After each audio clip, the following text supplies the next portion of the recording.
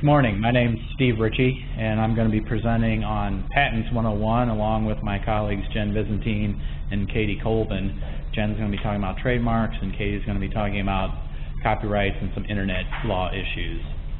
I'm going to just talk about some brief patent law fundamentals, and then the changes that came about as part of the American Invents Act that changed a lot of the fundamentals.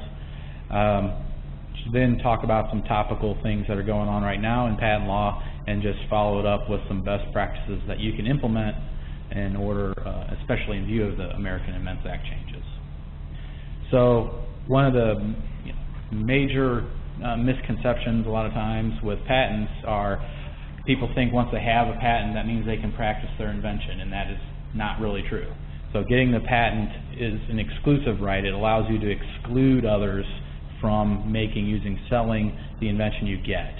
And so the one caveat to that is a recent eBay decision by the Supreme Court that makes getting injunction, that means preventing others from practicing your invention, a little more difficult. And so you're less likely to get that injunction, more likely to get damages if you can, depending on the model that you use.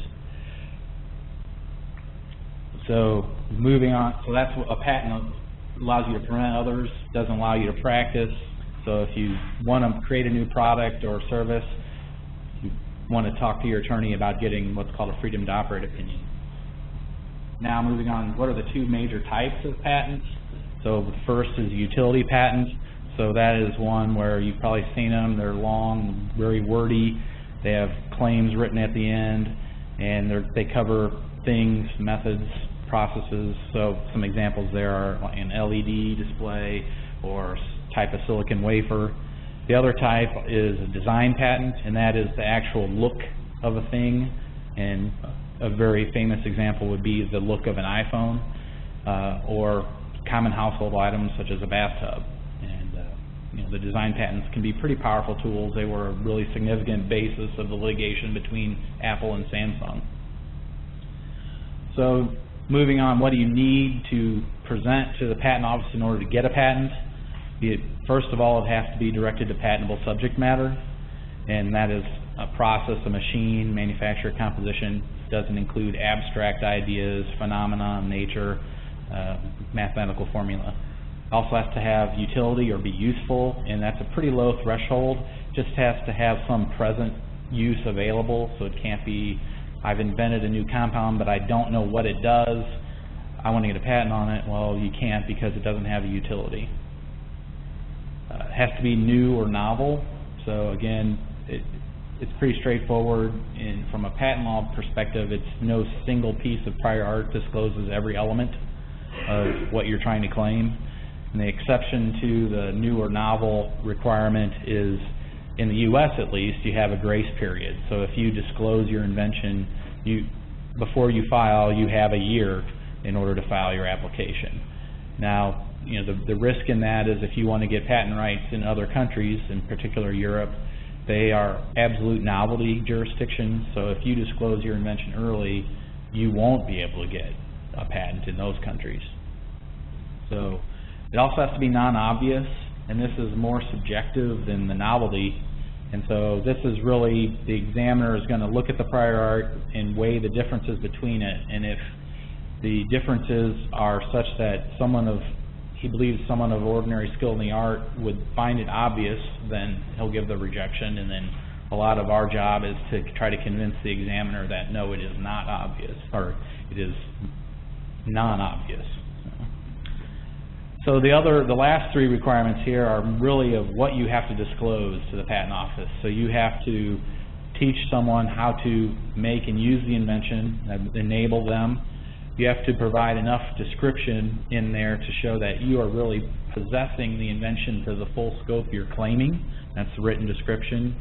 And you have to disclose the best mode for carrying out the invention. And failure on any of these things can invalidate a patent, except one of the changes of the AIA is the best mode no longer is a basis for invalidating a patent. So if you fail to do that, it won't necessarily invalidate the patent. So the big, most publicized change from the American Invents Act is the change of the U.S. from a first to invent jurisdiction to a first to file. U.S. was pretty much the outlier there. It's always been whoever, if two people came up with the same invention, whoever could prove they invented it first would ultimately get the patent. Now, like, we're more in line with other jurisdictions. We have some exceptions, like I said, for disclosures made by the inventor, but otherwise, whoever gets to the patent office first now is the one that should ultimately get the patent. And that came into effect in March of last year. So another pretty important change that's really come about as part of the American Invents Act is these challenges, if you will, trials in the U.S. Patent Office to challenge the validity. And it's really taken off, I think, more than anybody anticipated. For example, in 2014, it was believed there would only be about 400 of these petitions filed with the Patent Office, and they've already had, and this was over 2 months ago, they already had 1,000. And so it's really taken off, and these are ways that you can challenge a patent. They are less costly than litigation. They're pretty quick, so you have a tight timeline to file this, and you get a decision usually within a year. And so they can be pretty significant tools. The differences between them are the inter partes review is limited on, you can only challenge a patent for anticipation and obviousness, and you can only use other patents in printed publications. Where a post-grant review, it can be on any ground, and you can use any type of prior art or other publications, or you had sales or anything else can be the basis. So the patent ground, the PGR, will only apply to the first to file patents. So we haven't really had many of those yet. The reason why I say they're really taken off is it really is advantageous to a challenger. As you can see there, you have about 95% of the claims have been held invalid in the Patent Office, and that's largely because of different standards. So the Patent Office uses a broader interpretation of claims that are more likely to invalidate a claim.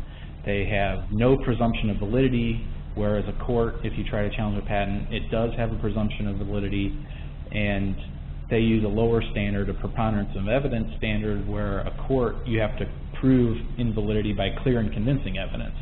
So you put all those things together, and it's really a favorable jurisdiction to somebody that wants to challenge a patent. So the takeaway is really, you want to monitor what's going on with your competitors' patent applications and be aware of how they're proceeding through the Patent Office, and be ready if it's something that's problematic and you think you can challenge it, be ready to file those petitions in a timely manner, because you have a very short window to do it.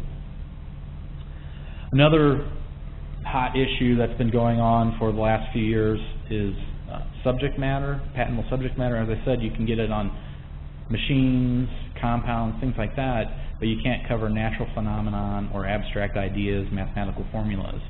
And so technologies that have really been hit with these types of challenges are software types of inventions and medical diagnostic patents. And so there's been a lot of decisions. The PTO has recently issued guidelines that are very controversial. And really the takeaway is it's going to take a while to sort this mess out. And just if you have an invention in those fields, you'll want to talk with your patent attorney pretty substantially about that, and maybe develop new ideas for how to claim it that you may have not done in the past. Another issue is the claim construction appellate review, which may seem esoteric, but it really, how the court determines what the claim means, and the meaning will largely determine whether or not someone is infringing your claim or a claim is determined to be invalid. And so it's a pretty important issue. The issue here is the Federal Circuit, which is the court that handles patent appeals, gives no deference to the trial court's determination, and so there's pretty much guaranteed an appeal of that decision, and there's a pretty high reversal rate, so you don't have a lot of certainty when you have that trial. And so the main thing here is the Supreme Court the Federal Circuit has reaffirmed its standard several times, even just a few months ago. The Supreme Court has taken this up in view of the Supreme Court's history of reversing, at least in part, Federal Circuit decisions. So it's a pretty good chance that the Supreme Court is going to change that standard and tell the Federal Circuit to give this trial court at least more deference. We don't know how much more, but I think it's probably going to happen. Another hot issue you probably read a lot about is patent trolls and patent troll legislation. And really the update here is patent troll legislation was killed in the Senate about 2 weeks ago. It's not going to happen this term. And the issue here is it really is difficult to craft a legislation that would go after so-called patent trolls but not harm legitimate patent owners that maybe not are their business is to license their technologies, such as universities and smaller research companies. So on the plus side, I think you can see recently that the courts are doing more to address abusive patent litigation by, like I said, enhanced pleadings and fee shifting and things like that. So it's not a totally bleak picture. So kind of wrapping up some best practices that you can implement, as I indicated earlier, definitely want to monitor the art of your competitors closely. That knowledge is critical to taking advantage of provisions in the Patent Office. We talked about inter parties review and post-grant review, but there's also derivation, so that's when there's a conflict on who invented first. Those all have tight timelines that you have to meet, so you really need to keep a track of what's going on. Another thing, people thought, well, when we switched to first to file, you no longer had to keep lab notebooks and things like that. Well, that's really not true. You really do still need to keep detailed records of your research and development, and also your commercial activities and disclosures of your inventions, so you can take advantage of different things such as prior commercial user defenses, derivations, and things like that. So you still need to keep detailed records. As I said, it's pretty much a race to the Patent Office. So here, the advice, which a lot of people will tell you, is file your applications early as possible and often. So as you have incremental developments, you should strongly consider filing additional provisional applications as these developments come along, and then wrap them all up in a non-provisional later. Lastly, kind of both of these topics are avoid disclosing your invention before you have your non-provisional filed.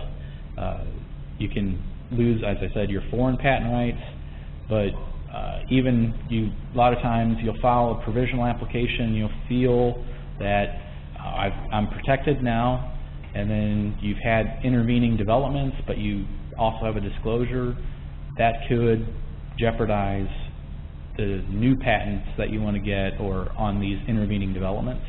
And so you really want to avoid any disclosures, if at all possible, until after your non-provisional patent application is filed. We do have a question. I'll read it here and see if I can get an answer. So it says, there was a recent court case indicating a patent troll was responsible for paying the court costs and penalties of the entity they were trying to sue. How will this ruling affect the future of patent trolling techniques or the pursuit of frivolous lawsuits by patent trolls? I understand that many of these trolling entities operate as shells of a larger collective. Will it be easy for this shell organization to dissolve into bankruptcy and pay nothing, or would the broader collective they represent still be held responsible for the penalties? So, a couple of things. So, yes, I think to the first point, as I said, I think the courts are being more open to issuing fee shifting and sanctions for abusive patent troll litigation.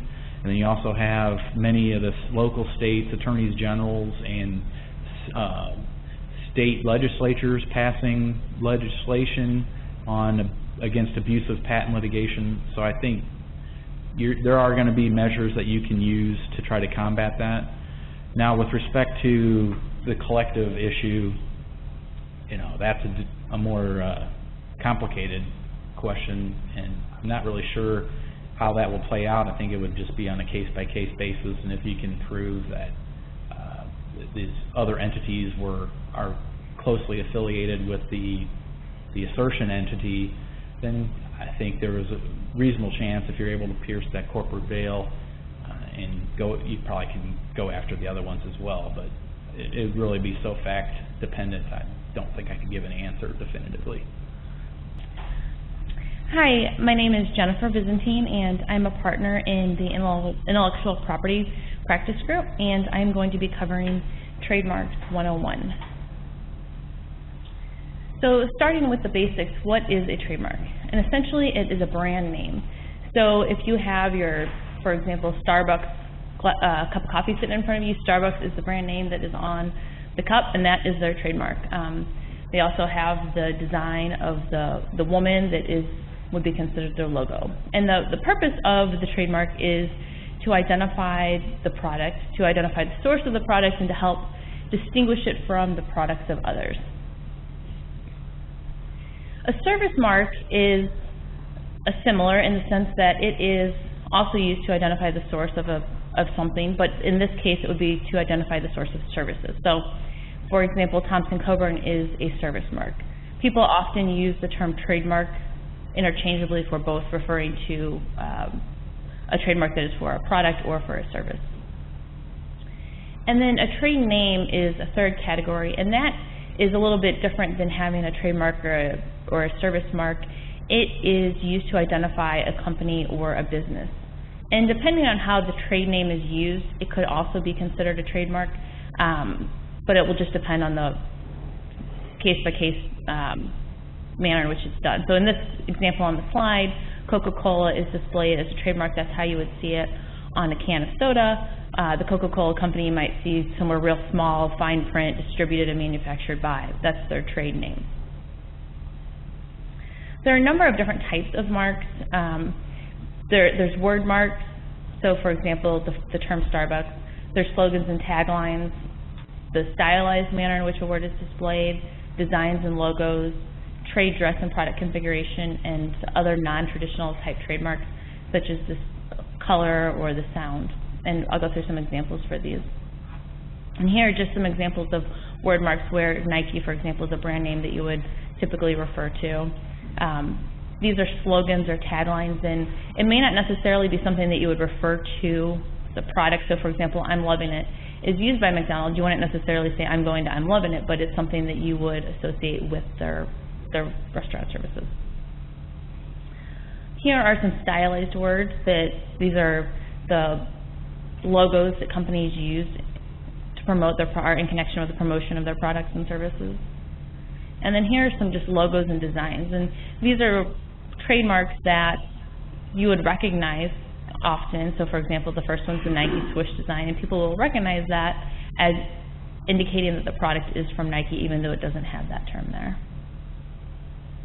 And then this is just an interesting image that somebody had put together where it combines what are typically well-known trademarks, but then replaces them with something else. So for example, the Shell sign. It shows the Shell, but then instead of Shell, it shows Dell. So this is something where it shows how if you were to just change, even though you change the word, you could still associate the picture or the stylization with another entity.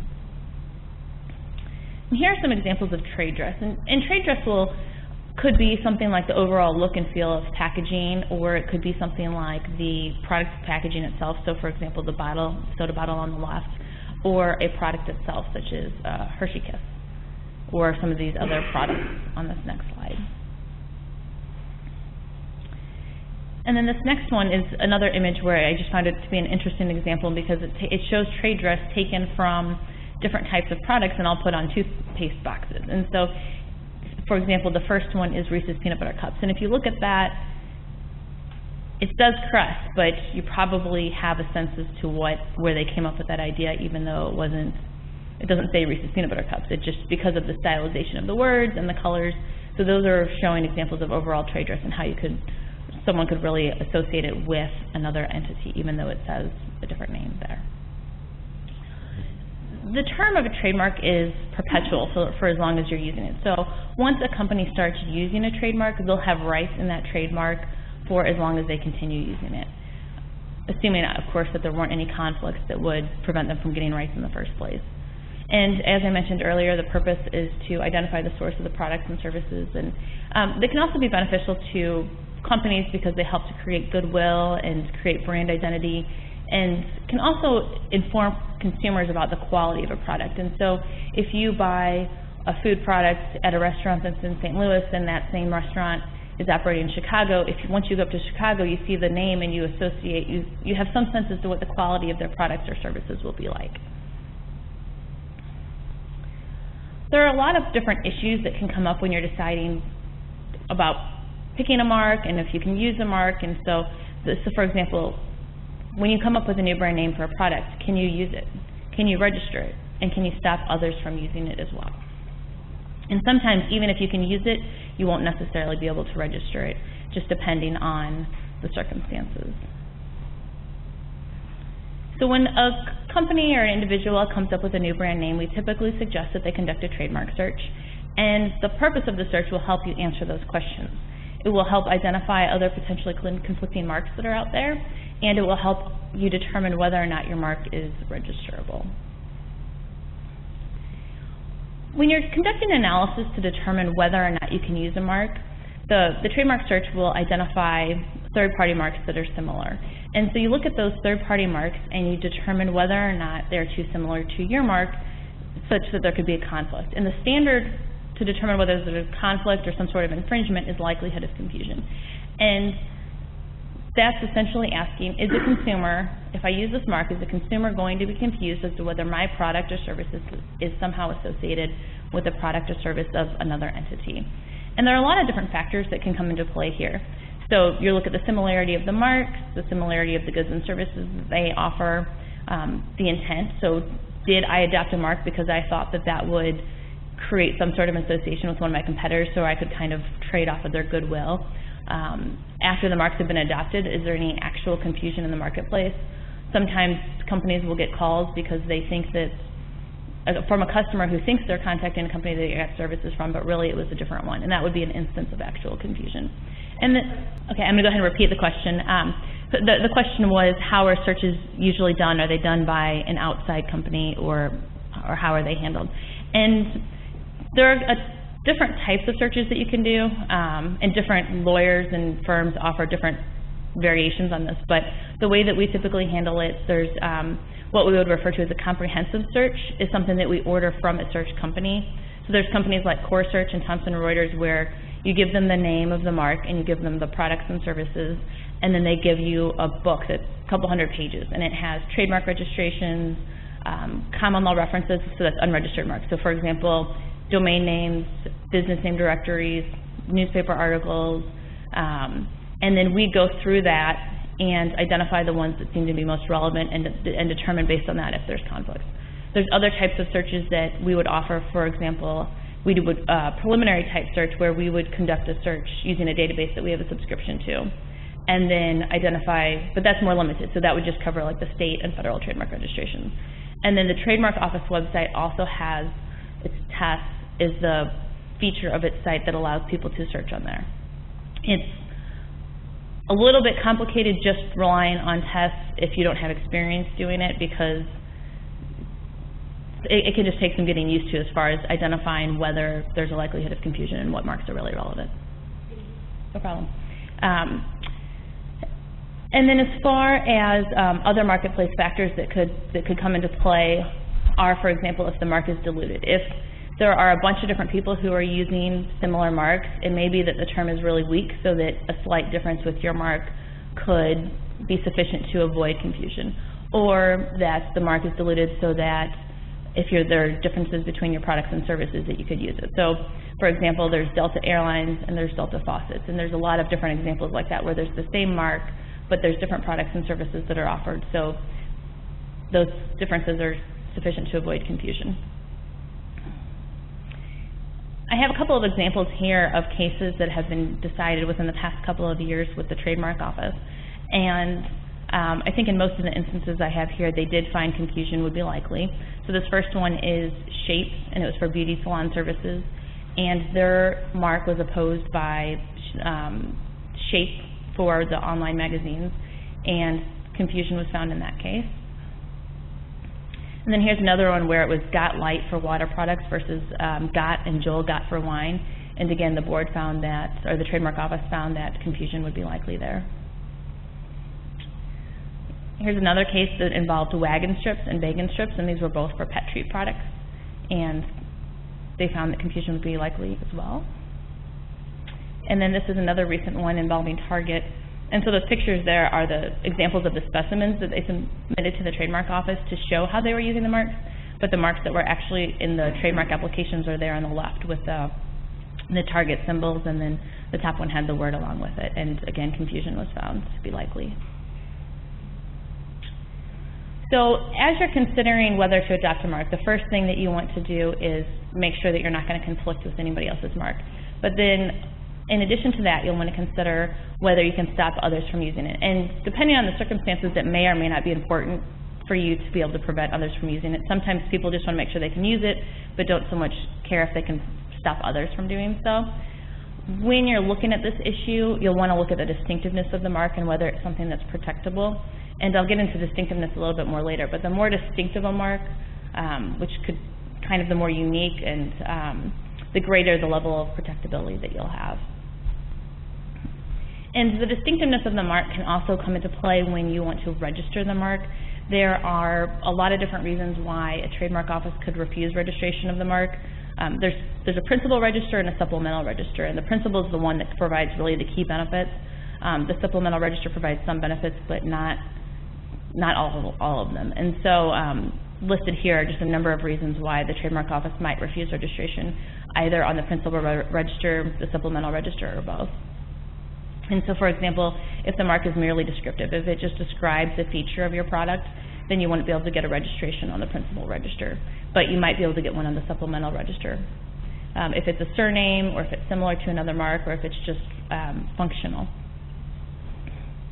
And here's the spectrum of distinctiveness that I had mentioned earlier, as far as starting up at the top. Those are the marks that are the most distinctive. If it's something that you have made up, if it doesn't give any indication as to what the nature of the products or services, then that's going to be the strongest mark. And so one example of that is Google. If you hear the term Google, you have no idea what the product or the services that is offered until there's that brand identity that's been built up over the use. An arbitrary mark is a mark such as Apple, where it's a term that has a meaning, but as applied to whatever the specific goods, it doesn't necessarily have a meaning. So Apple has the meaning of a fruit, but as applied to computers, it has no meaning, and so that's why it would be considered arbitrary. And then suggestive marks are those that don't directly tell you what the product or the service is, but they do give you some indication as to, they kind of give you a clue, and if it's through the thought process, you might be able to figure out what it might be.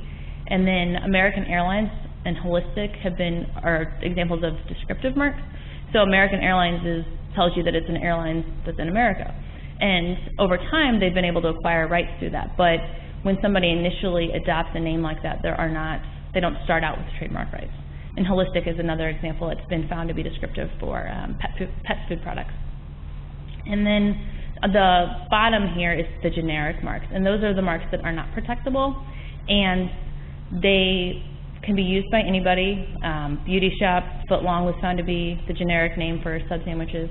And so those are things that you may be able to use, but you wouldn't be able to register, and you wouldn't be able to stop somebody else from using. So for the suggestive, the arbitrary, and the fanciful marks, those are things that are automatically protectable and registerable, assuming that there's not some other reason that would bar registration. So if, for example, there was a similar mark out there. Descriptive marks are marks that can only be protected after you've used them for a while. So with American Airlines, for example, through a period of use, people begin to recognize it as a brand name and not just as a descriptor to identify or describe the products or services. And then the generic marks are not protectable. It's after 5 years of use, the Trademark Office will presume that there is acquired distinctiveness. Oftentimes, that's not always the case, so sometimes you'll have to actually prove that you have acquired distinctiveness by submitting evidence about how you've used a mark, but generally that 5 years will help. The way that you can establish trademarks is by using your trademark, and so if you just use it without taking steps to register it, you could have or acquire what are called common law trademark rights, but there are a lot of benefits associated with a Federal Trademark Registration, and so we typically suggest that people do that for marks that they are interested in protecting. And with the common law marks, the first person who uses it in a given geographic area is going to acquire rights in that area. If somebody else has filed a federal trademark application, that could affect their rights. So if, for example, I start using a mark in St. Louis and somebody had filed a registration shortly before that, they could have rights. And this next slide has an example of that, where there were 2 different companies operating using the mark Blast in connection with some hair salon services. And one company offered its services on December 8th.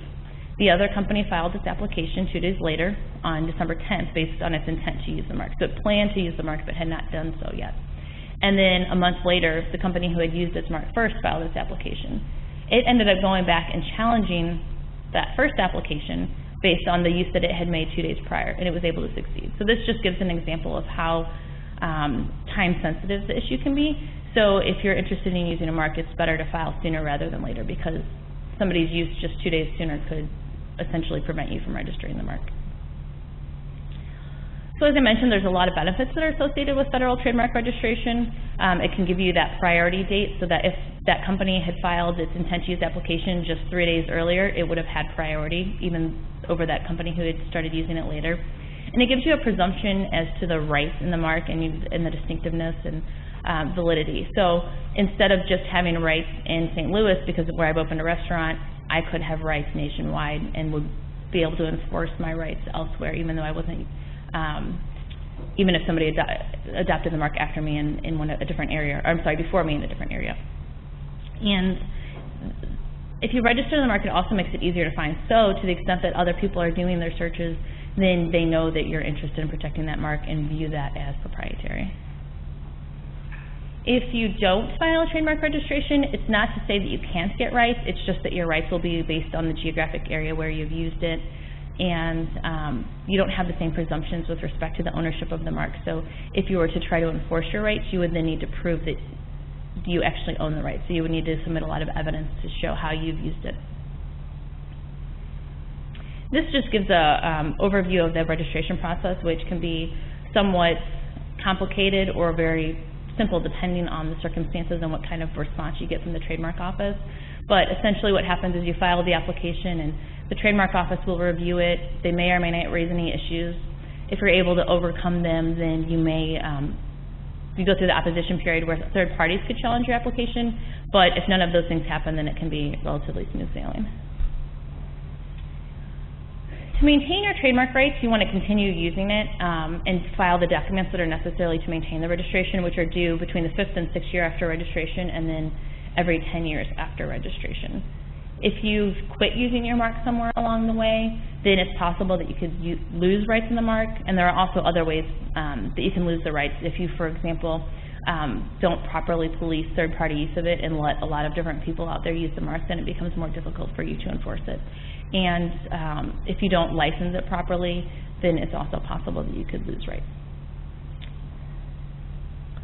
This is just an example of another way to lose rights is if they become generic. So there are different names that, for example, escalator, that at one time was considered a trademark and through use over time became the generic name that is used to refer to a product, and so it's no longer protectable. And sometimes you'll see people who are companies take steps to go and protect or try to prevent a mark from becoming generic because they have, they see it commonly used. Like Xerox is an example of that, where years ago they had a whole advertising campaign that tried to get people to stop saying, I'm going to go Xerox this piece of paper, because they were using it as a verb versus the name of a photocopier.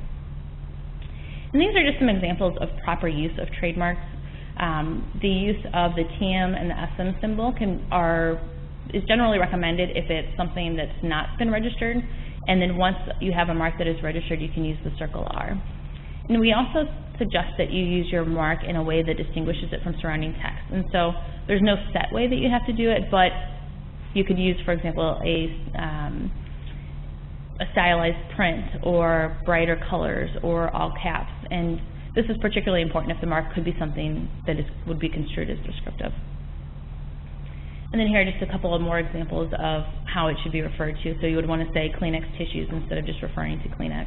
And you don't want to make it plural or possessive or use it in a verb. And then a final point here is that with respect to the proper spelling, you just want to make sure that you use your mark consistently, and then that helps you to build up greater rights in it, so that people are always associating that mark with your company as compared to being confused as to whether there's something that's similar but a little bit different out there.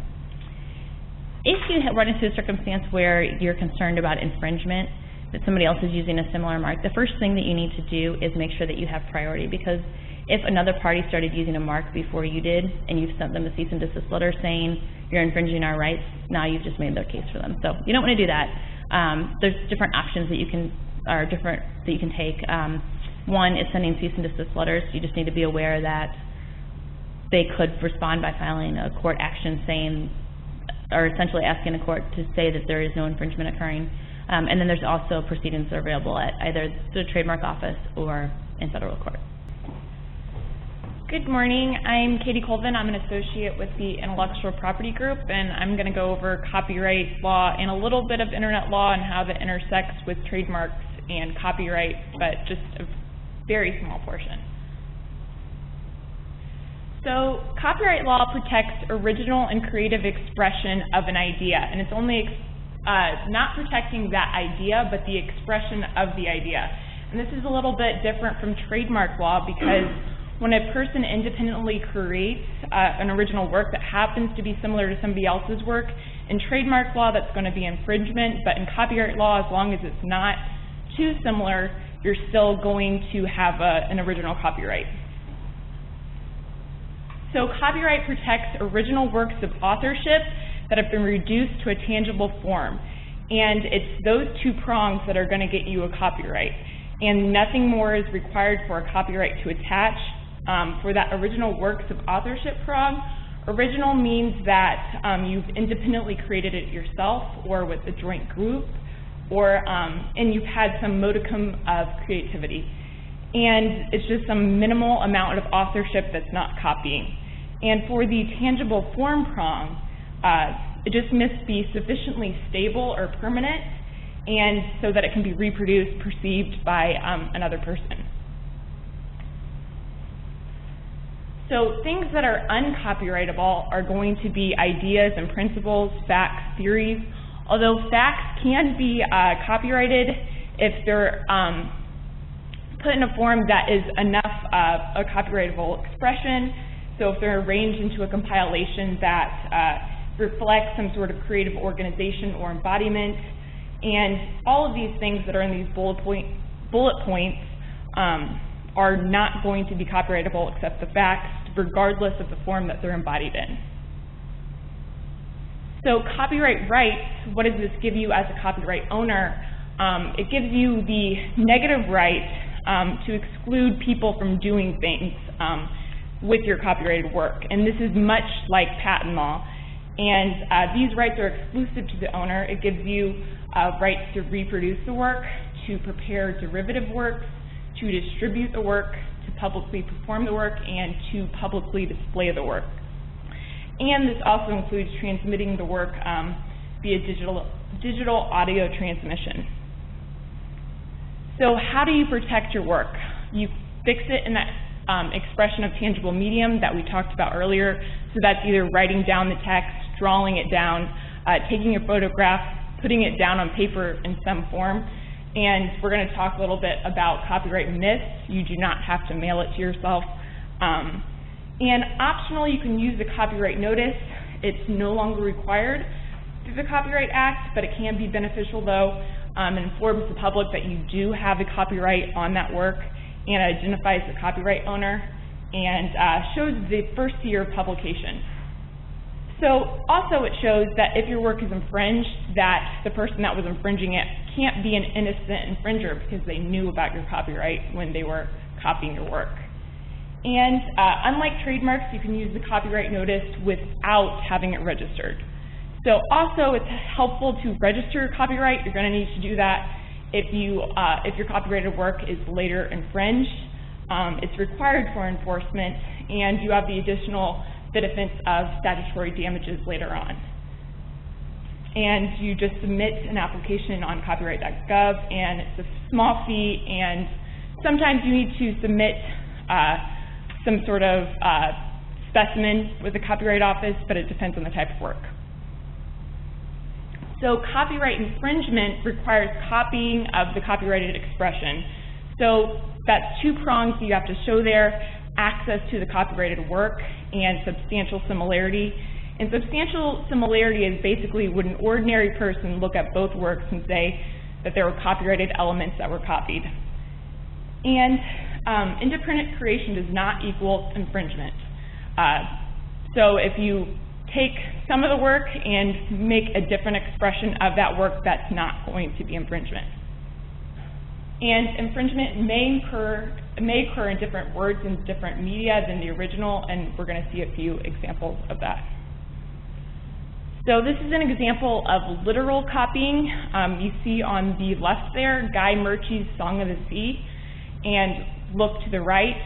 It's basically the same words, just kind of worded a little bit differently, and it's saying the exact same thing. The next slide is an example of non-literal copying. It's a use of different words that do mean the same thing, but you can see like a dead rat, resembling a lifeless rodent, gray and nude, ancient and enclosed. It's the same thing, you're still using that original copyrighted expression. This is an example of an adaptation into different media. So you can see there's a photograph on the left, and the sculpture artist Jeff Koons here lost this copyright infringement case because he said that he could just change the photograph and make it into a 3D work. I believe it was some sort of pottery that he had done, and they said that just by making it into pottery, that wasn't going to be enough. So there were substantial copyrightable elements that were taken. So here is an example of an infringement of style. Here the author mimicked the style of the Dr. Seuss book, One Fish, Two Fish, and he was retelling the O.J. Simpson murder trial in his book through Cat Not in the Hat. And the court held that this work was an infringement of style because it was non-transformative, and it was basically telling story of the O.J. Simpson trial using Dr. Seuss characters and that style to tell the story. And here's an example of an infringement of trademark and copyright in style. In this example, you see the Jack Daniel's whiskey label on the left and the cover of a book by Patrick Winsick on the right. And to deal with this, Jack Daniel's politely sent him a letter instead of suing him, saying, "We appreciate that you love our brand so much, but just as much as anyone else, our brand will be weakened, and since you're a fan of the brand, you would understand that we wouldn't want that to happen and you don't want that to happen. So please stop using our copyright and trademark." So using others' content can sometimes not be infringement, depending on if you have either your use is fair use or you obtained express permission from the copyright owner. So fair use is a defense to infringement, but it's limited in scope. It allows for limited copying based on the type of use that you're using it for. So if you're using it for criticism, news reporting, teaching, research, or other scholarship, that's going to be fair use. It's a kind of a license that's granted from the copyright owner. Also consider using Creative Commons materials. This is a website online where copyright holders indicate how the public can use their copyrighted material without infringing. So here's a few bullet points of copyright infringement myths. The first one here, I can use anything that does not have a copyright notice, as we've discussed. Placing a copyright notice is optional, so it can still be copyrighted. The second one here, if I give credit or attribution to another, there is no infringement. Again, this is false. While this may be innocent infringement, it's still going to be infringement. And the last one there, I'm only using a little bit, so there can be no infringement. It doesn't depend on the amount that you're using, as long as you're taking a core copyrightable element and there's substantial similarity, that's going to be enough. A few more copyright infringement myths. If I don't charge for what I took, there can be no infringement. While sometimes this can count as fair use, where it's non-commercial use, it can still be infringement because there's other factors there. If I'm only paraphrasing, it can be no infringement. As we've discussed, it doesn't have to be exact copying. And if you mail it to yourself, that doesn't mean you've copyrighted it, but as long as you put it down, that's enough. Infringement remedies, without timely registration, you're only going to get actual damages. With timely registration, you're going to get those statutory damages and attorney's fees. So, internet copyright issues, much of the content on the internet consists of copyrighted intellectual property. So, it's very important as a business to make sure that you're not infringing other people's copyright. So, in the content of designing your website, make sure that you're getting the copyright from the outside designers and getting permission to use that work or have fair use rights. And if other people are using your work on their site, through the DMCA, the Digital Millennium Copyright App, you can, it provides a mechanism for you to contact the host of that content and have them take it down, and they're going to contact the person that put it up, and if they don't get any response from them, they're going to go ahead and take it down. And lastly, on internet trademark issues, there's a few different things. With your domain name, infringement can happen very easily. Somebody can take your trademark, put it in their domain name, and usually they're going to take your basic domain name. If it's Nike, they're going to put a .net at the end, Nike.net, Nike.biz, Nike-shoes.com, or Nike with a Y on the end, or Nikeshoes.com. That's going to be examples of infringement. And cyber squatting is the same thing. It's a bad faith registration of the trademark infringing domain names, and it's prohibited by federal law. And keyword sales, search engines like Google sell third-party trademarks as keywords, and they will display the purchaser's website on a search by the user through the keyword and the trademark. So if someone were to search for iPad, Kindle will come up as a keyword. The question was, if somebody were to put up a website protesting Nike, or put up a website that says Nikeshoessocks.com, what can you do as a copyright owner or a trademark owner? Since they've probably registered that domain name with some sort of ISP, they have a registered agent. There's a website called ICANN, and they have a registered agent that you can contact, send a cease and desist letter, say, Nike, that's our trademark, please stop using it. And if you get an answer, hopefully they'll agree to stop using it. From there, you have other remedies such as filing suit, but hopefully that will stop them from infringing. So I think that's it. Thank you.